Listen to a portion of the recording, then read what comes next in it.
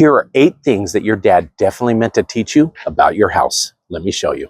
If there is a smell coming from your dishwasher or your dishes are just not getting fully clean, it's time to get that filter clean.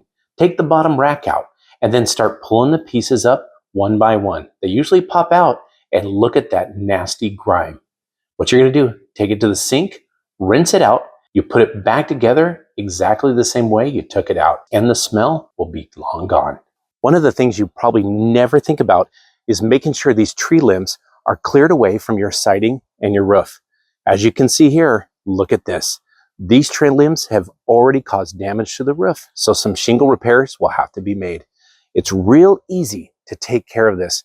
All you got to do is take some clippers like this and trim those limbs. Once you get it trimmed, if you can see some light, you did it right. Now here's one in case of emergency. You always want to know where your gas shutoff is. Now, I always keep this little tool right next to it. It's less than $10. Watch this. If you ever need to shut your gas off, you're just going to reach down, use this tool, and turn it a quarter of the way. There you go. Your gas is shut off, and it brings you peace of mind in case of an emergency. Do you know where your water shutoff valve is? What you need to do is find it, test it before you need it.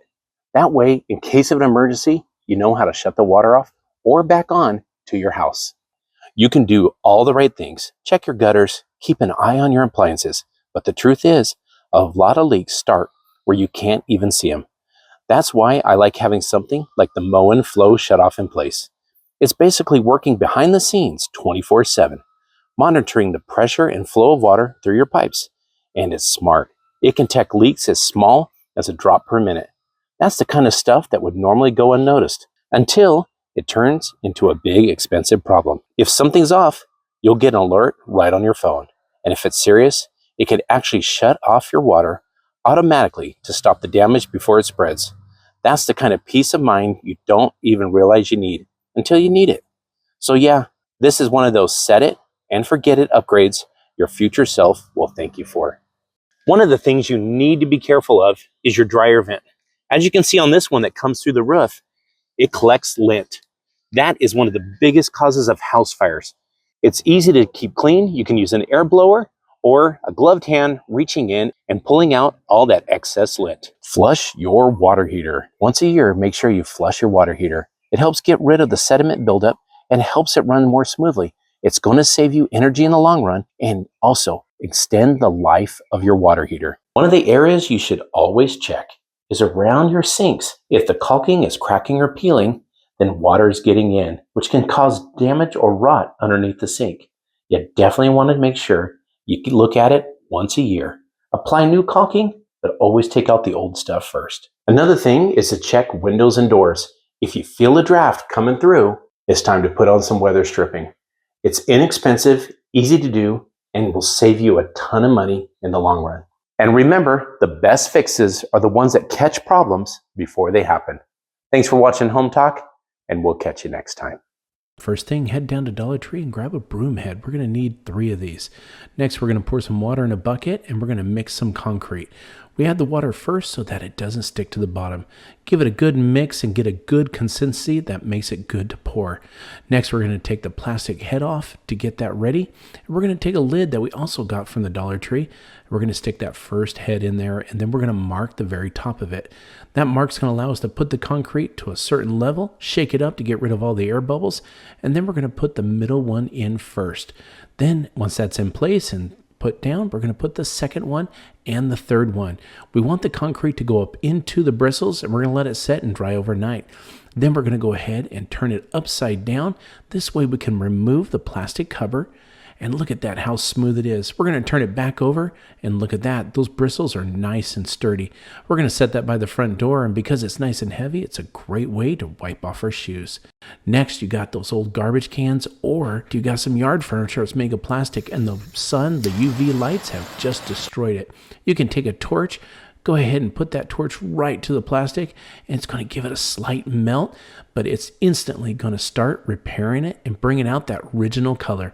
You can do this to your green, black, or blue garbage cans or any type of yard furniture you have. Our next project, we're going to grab a metal pail. This one's not going to be too big or anything, but we're going to add some pebbles to the bottom. Once we get those pebbles in, I went to Dollar Tree and again grabbed me a nice little pail that goes on the inside.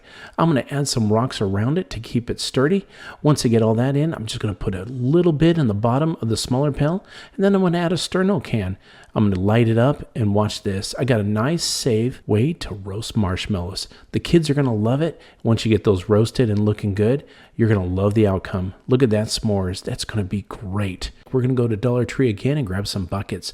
On this first one, it's a little bigger than the other ones we got, and we're going to take that concrete and put it in. We're going to mix it about 2/3 of the way full, give it a shake to get rid of the air bubbles.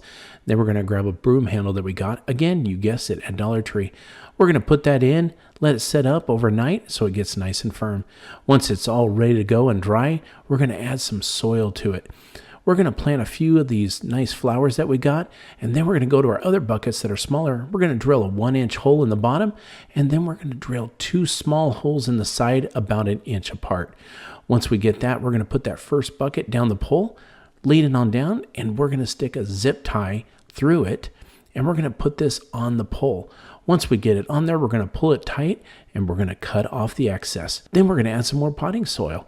As you can see, it's tilted to one side as we add the flowers. Next thing we're going to do is put a second bucket on. We're going to put that one down and a third, a fourth, and a fifth, making sure we use the zip ties to put them in place. Fill them with soil, flowers, water them, and look at that. What a wonderful creation we did for the front yard.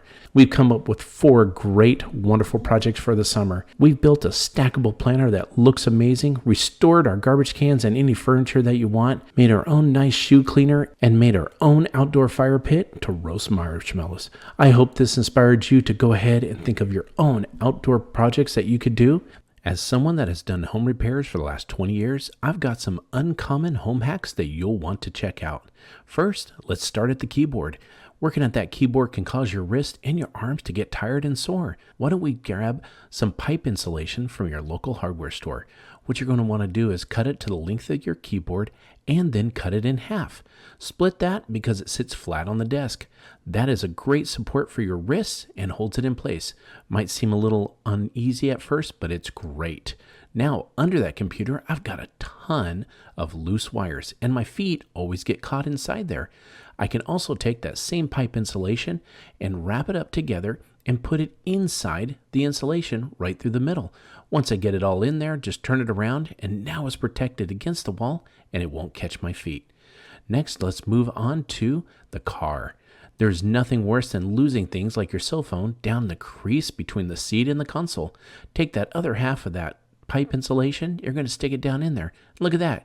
Garbage, dirt, and your cell phone are safe from getting lost. One of the main causes of home fires in America is the fact that the lint builds up in your washing machine.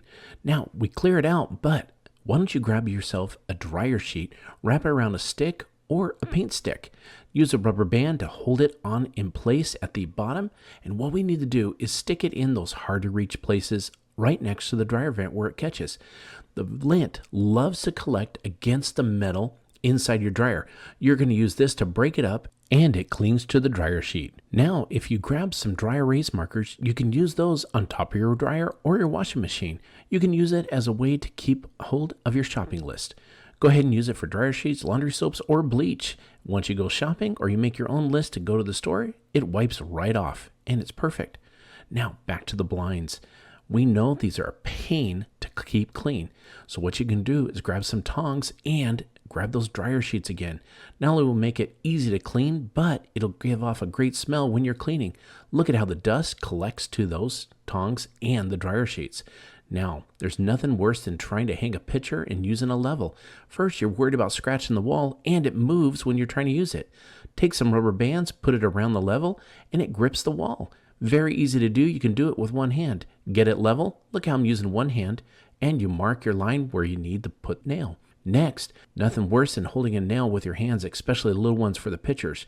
You can always hit your hands with them. What you can do is grab a pair of pliers, put some rubber bands on them. Look at that. It's self-gripping. Just go ahead and put it right on the nail there, put it up against the wall, and then it's easy to hammer in. and it won't lose its grip on the nail because you got the rubber band on there. Once you got it in place, just go ahead and finish it off, and it's going to hold for your next picture. I hope these hacks really helped you out for your next time you do DIY around the house. Thank you for watching Home Talk, and we'll catch you next time.